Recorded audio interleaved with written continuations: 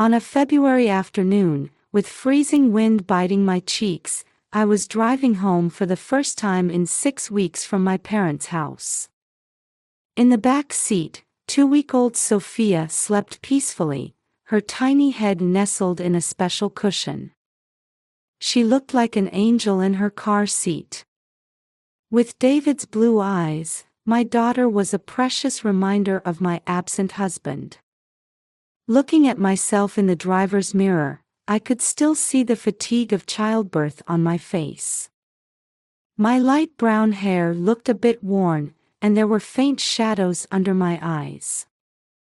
Yet, I was filled with an unprecedented sense of happiness.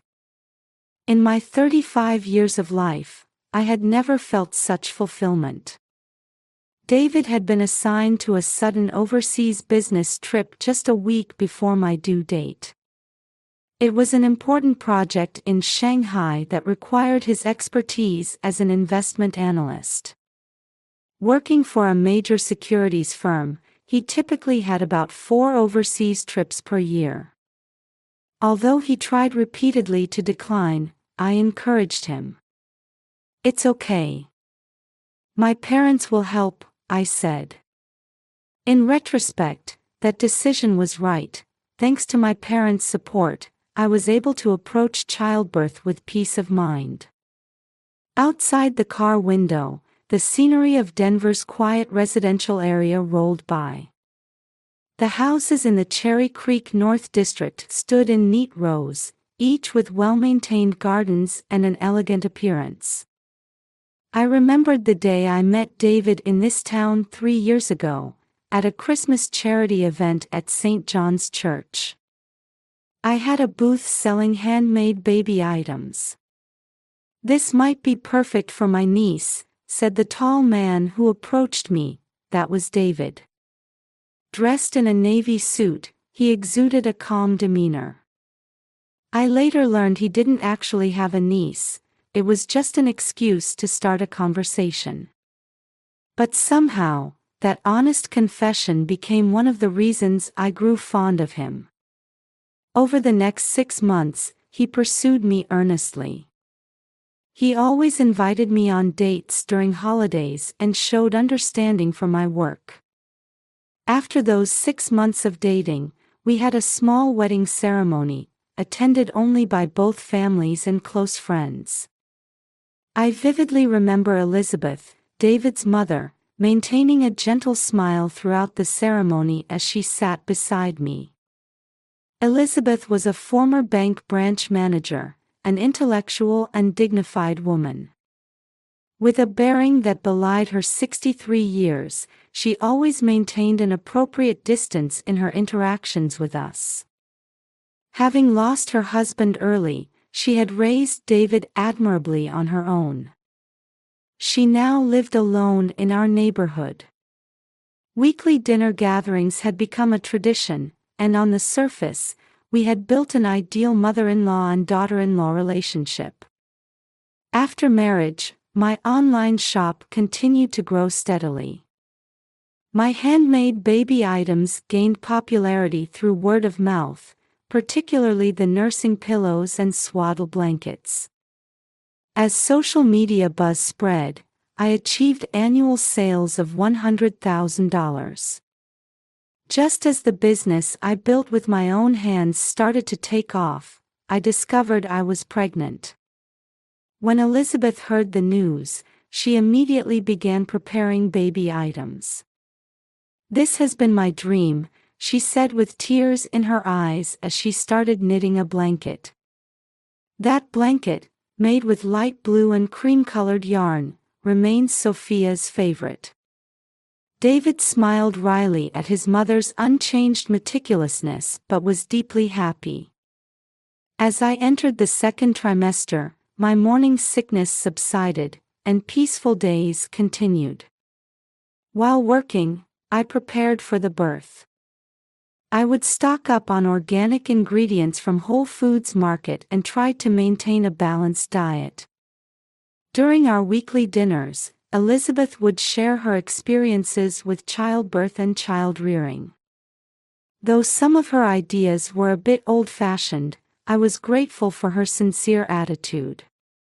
On weekends, we would participate in block parties in the neighborhood. Community members would offer warm words whenever they saw my belly. In particular, the Johnsons who lived across the street treated me like their own grandchild, often bringing homemade muffins. As the due date approached, David struggled to adjust his work schedule. However, an unexpected overseas business trip came up. His track record at the securities firm had earned him this important project. Though he tried to decline, I encouraged him. If I gave birth at my parents' home, I would have their support. Besides, Elizabeth promised, I'll come running if anything happens. The birth at my parents' home in Boulder was more comfortable than expected. My mother looked after my daily meals and health, while my father took charge of hospital transportation. The delivery proceeded as planned, and on January 15th, a healthy baby girl was born. Her weight of 7 pounds was standard, and the doctor gave his approval. Thanks to my parents' dedicated support during the 6-week recovery period at their home, I was able to recover both physically and mentally at my own pace. And now, I was on my way home with my beloved daughter. David was scheduled to return from Shanghai tomorrow, and my heart was racing with thoughts of our new family life about to begin. The final checkup at Rose Medical Center had gone well, with both Sophia and I receiving a clean bill of health. Denver's winter sky looked gray, as if snow might fall at any moment, but my heart was full of hope, like awaiting the arrival of spring. The weather forecast predicted heavy snow by evening. I needed to get home and unpack before then. My father carried the luggage to the entrance, while my mother, holding Sophia, expressed her desire to see the new granddaughter's room. Indeed, my parents hadn't yet seen the baby's room that we had prepared before the birth. Light pink wallpaper, a white crib that David had assembled during his days off. From the ceiling hung a handmade mobile, a gift from Elizabeth, swaying gently. "Won't you come in and look around? Maybe have some tea?"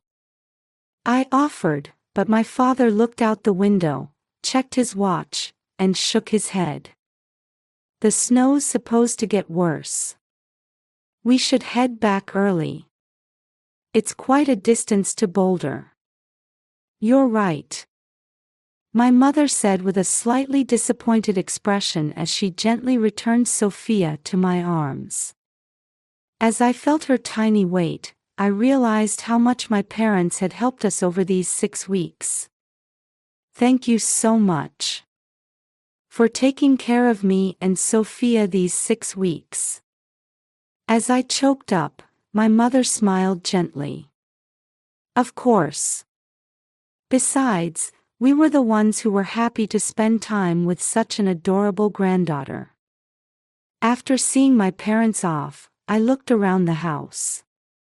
After 6 weeks of absence, the rooms were a bit dusty. Although David had supposedly checked on the house during his business trip, there were several areas that caught my eye as a woman. Dust had settled thinly on the coffee table, and the houseplant's leaves were noticeably dusty. I needed to clean a bit before David returned tomorrow. First, I should carry the luggage to Sophia's room and organize the necessities. The bags from my parents' house were still at the entrance. Baby clothes neatly folded by my mother, lots of diapers. It would be quite a task to put everything away. Thinking it would be difficult to organize while holding the baby, I placed Sophia in her crib. "Mama's just going to do a little work, okay?" As I whispered this, Sophia sighed softly and fell into an even deeper sleep. Outside, snow had begun to fall. Small snowflakes kept attaching to the window panes and melting. By tomorrow morning, the garden would probably be completely white. Before that, I should get the luggage from the car. Oh right, my car. The car David had driven when taking me to my parents' house for the birth should still be in the garage. I should load the luggage into it before David returns tomorrow. We'll need it for the baby's hospital visits and shopping. Besides, if it's going to snow heavily soon, it would be better to have the car outside. After checking once more that Sophia was sleeping, I turned on the baby monitor. Small speakers transmitted her regular breathing sounds. Although I would be taking my eyes off her for just a few minutes to go to the garage, looking at my daughter's peacefully sleeping face assured me it would be fine. I left the front door and headed to the garage. Though it was just past 2 p.m., the sky was surprisingly dark. Snow clouds hung low, and cold wind stung my cheeks. I needed to get the car out quickly and load the luggage. I would also need to brush off the snow that had accumulated on the windshield.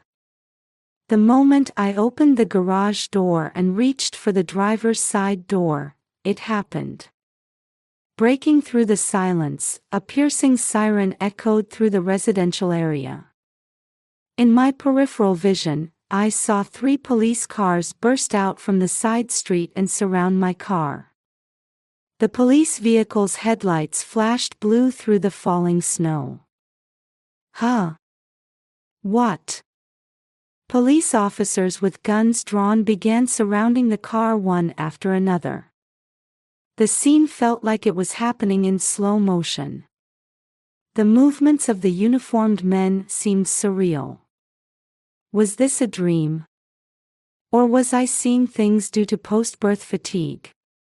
From inside the house, Sophia began to cry. She must have been startled by the sudden siren sound. Her crying forcefully reminded me that this situation was real.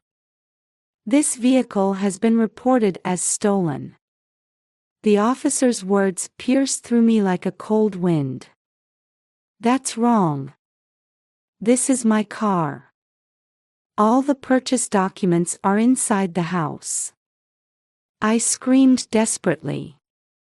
However, the officers showed no mercy as they began to handcuff me. The coldness of the metal conveyed the weight of reality. I stared at the documents thrust before my trembling hands. There were unfamiliar signatures and unbelievable text. My car's registration information had been altered by someone. My mind went blank. Why, this is my car. Even my inner voice was trembling. However, this was just the beginning of the confusion. Before being pushed into the police vehicle, I screamed desperately. My baby is in the house. A 2-week-old baby is alone. Please, my baby. The officers showed momentary hesitation on their faces. However, protocol couldn't be changed. I was to be taken to the police station. From the back seat of the patrol car, I watched my house grow smaller and smaller. Sophia's crying still echoed in my ears. The interrogation room was unnaturally white and cold. The fluorescent lighting made the situation feel even more surreal. No matter how much I explained, the officers continued their questions mechanically. My heart felt crushed by panic and anxiety. What was happening to Sophia? A mere 2-week-old baby, alone in the house. I couldn't reach David either. He should be on his return flight from Shanghai. My phone screen showed over 10 missed calls. I needed to notify my parents too. This must be some mistake. It's my car. All the documents were submitted through proper procedures.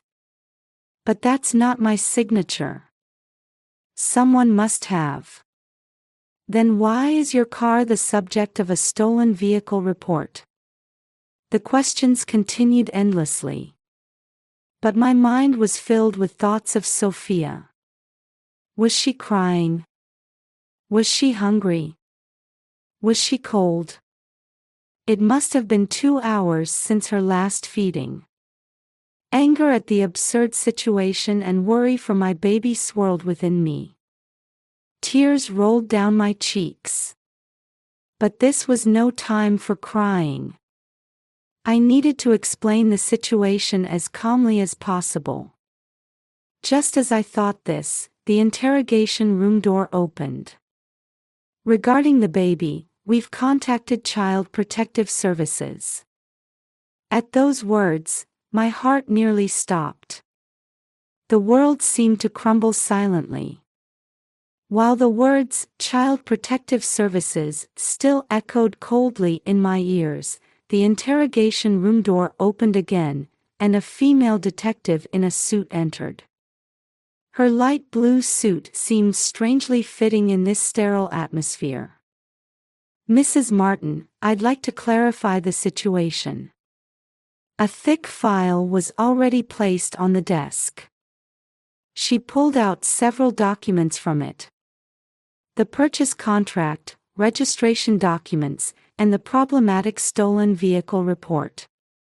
The detective's efficiency suggested the depth of their investigation.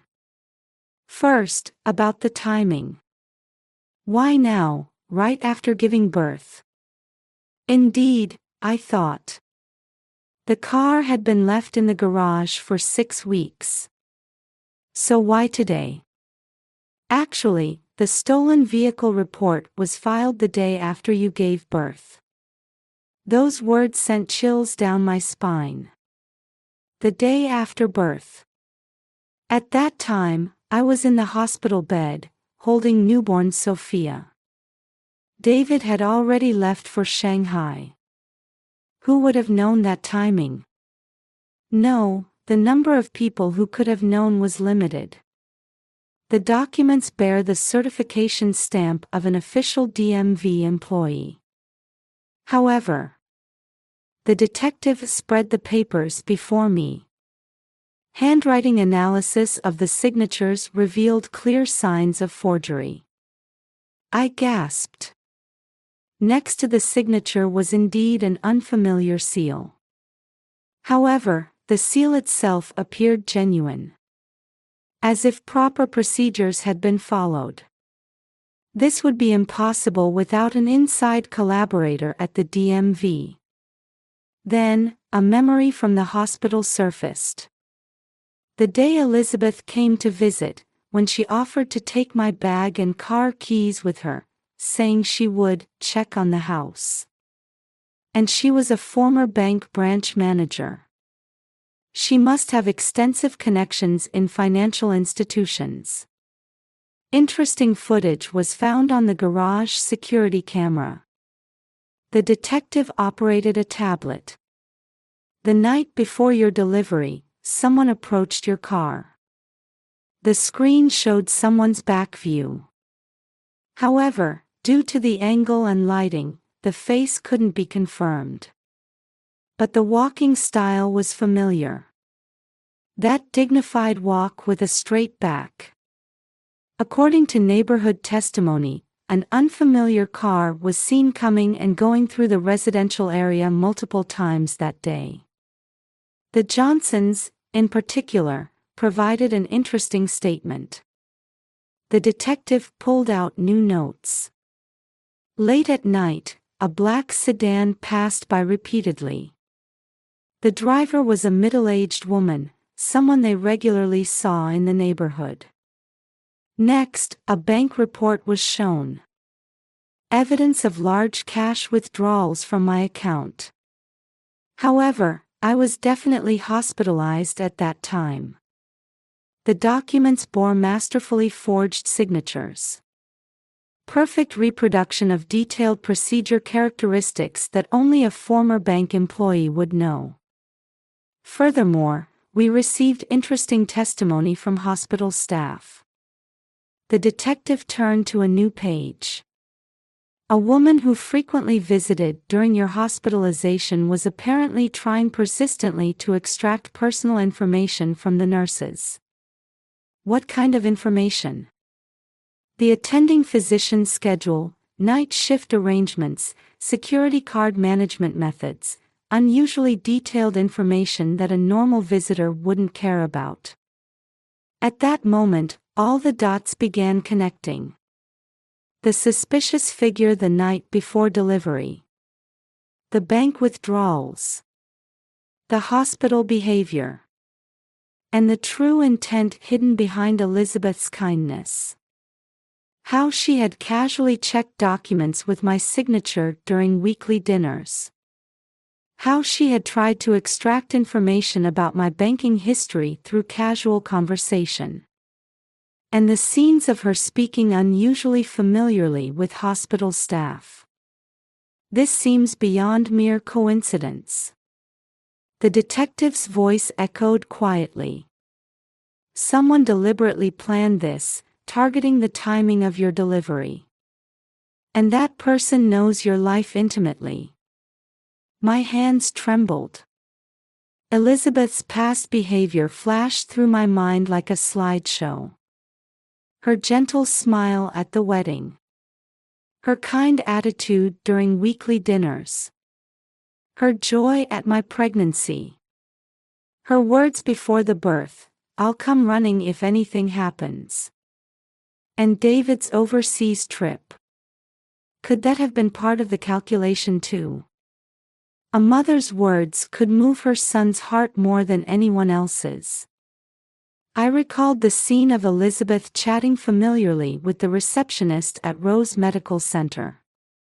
She had said they were her client from her banking days. If she had been building connections over years for such a plan. Was it all an act? Or was someone else behind this? Mrs. Martin, the detective's voice interrupted my thoughts. Is there anyone around you capable of executing such a meticulous plan? Someone familiar with DMV and financial institutions? I didn't want to answer. Didn't want to say that name. But for Sophia. For our family. My mother-in-law. My voice trembled slightly. Elizabeth Martin.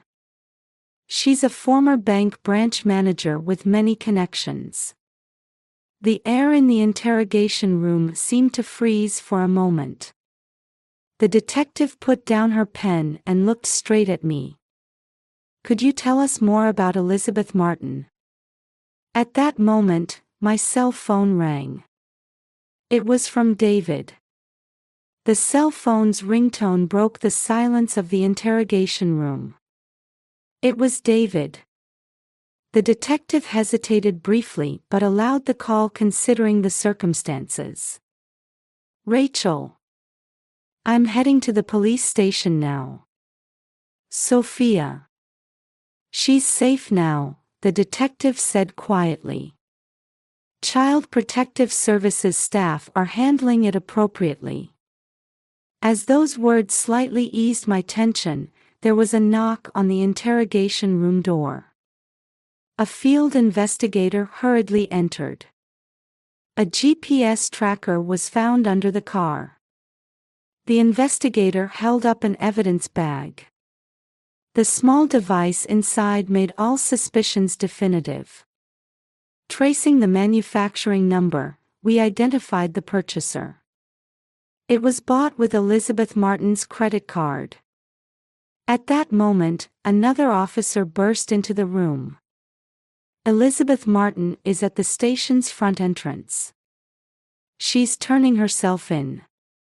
The unexpected development froze everyone in the room.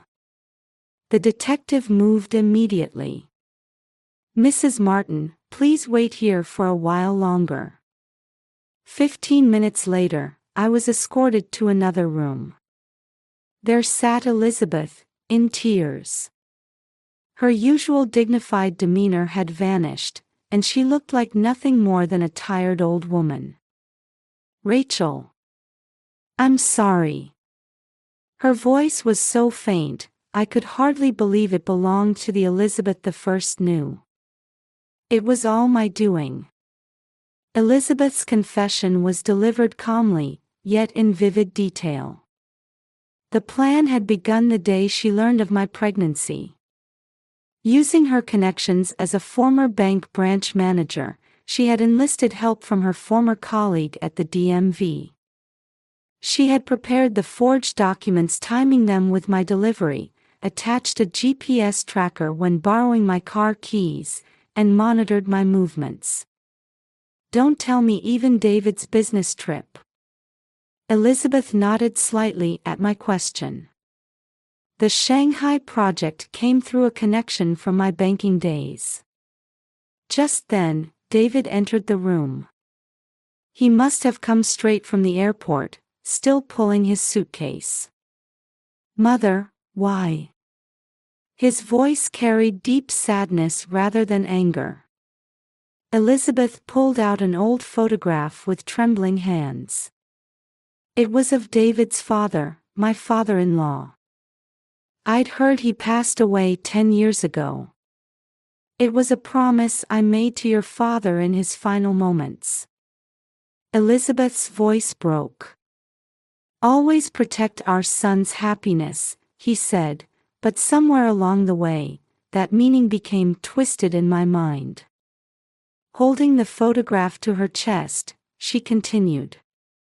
"David got married and started a new family. That should have been wonderful, but something inside me couldn't accept it. Even our weekly dinners felt like superficial relationships." Her perfectionism had manifested this twisted love into a perfect plan. The Rose Medical Center staff, the DMV employee, the timing of the police report, everything had been meticulously calculated. But when I heard Sophia crying, Elizabeth's voice trembled. That child's cry tore through my heart. What was I doing? The detective quietly stopped the voice recorder. "That completes the formal statement." The subsequent legal proceedings moved more smoothly than expected. With Elizabeth's surrender and full cooperation, along with our decision to withdraw charges, she received a suspended sentence. A week later, we were gathered in our living room. Elizabeth sat on the sofa, still appearing somewhat unsettled. Her counseling had just begun. "Let's make a new promise," I said while holding Sophia. "This time, all of us together." David quietly sat beside his mother. "I want you to remember, Mother, the true meaning of your promise with Father." Elizabeth tentatively reached out to Sophia. The tiny hand grasped her finger. In that moment, a new light appeared in her eyes. "I understand now." Elizabeth's voice no longer trembled. "Protecting happiness isn't about control. It's about watching over with love." Outside the window, last week's snow was slowly melting. Soft sunlight streamed in, heralding the arrival of spring. "Rachel." Elizabeth looked at me. "From now on, if we could become a real family." I nodded quietly at her words. There's no such thing as a perfect family. But maybe a true family is about accepting each other's imperfections while gradually growing closer together. The ringtone of that cell phone I heard in the interrogation room now feels like a distant memory. David gently embraces my shoulder while Elizabeth gazes at Sophia. "Hey, Sophia," I whispered to my daughter. "You're surrounded by so much love. Even love that took the wrong form is now finding its right direction.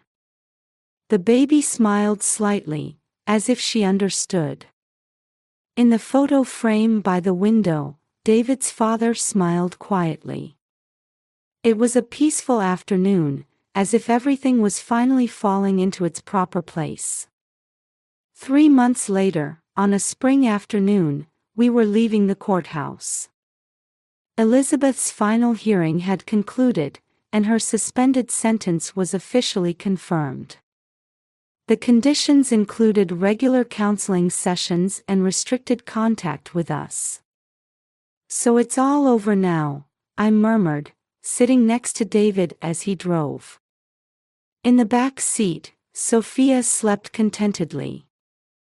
Looking at our daughter's sleeping face, now grown remarkably large for just 3 months, I could feel a peaceful happiness. The detective from Denver Police District 3 had handled everything thoughtfully until the end. Considering Elizabeth's complete confession, remorse, and our wishes, they had worked to resolve the matter as quietly as possible. The investigation into the former DMV employee had also progressed, revealing internal misconduct. "Mom's counseling seems to be going well," David said quietly. During weekly video calls, Elizabeth's expression had gradually softened. She was slowly beginning to verbalize the sense of loss and loneliness behind her obsessive perfectionism. Our lives had also begun to find a new rhythm. The online shop, which had been temporarily closed, reopened last week. Orders had increased from before, with the handmade nursing pillows even developing a waiting list. Perhaps the biggest change was in our relationship with the neighborhood. After the incident, many residents, starting with the Johnsons, had extended helping hands. At weekend block parties, everyone doted on Sophia. Surprisingly, our damaged trust was healing through community connections. On our way home from the courthouse, we stopped at Whole Foods Market. We needed to buy ingredients for Elizabeth's home recovery, which would begin next week. She would be allowed supervised visits at home. "This is your mother's favorite herbal tea, isn't it?" I picked up a box from the shelf. "Right, Mom's really into herbal tea lately," David smiled gently. On our way to the checkout, we paused in the baby section. A small hat caught my eye, with colors similar to the blanket Elizabeth had knitted. "Let's buy it," David said. "Mom will be happy." When we got home, there was an email waiting. It was from St. John's Church. The head priest had offered to provide a venue for family counseling.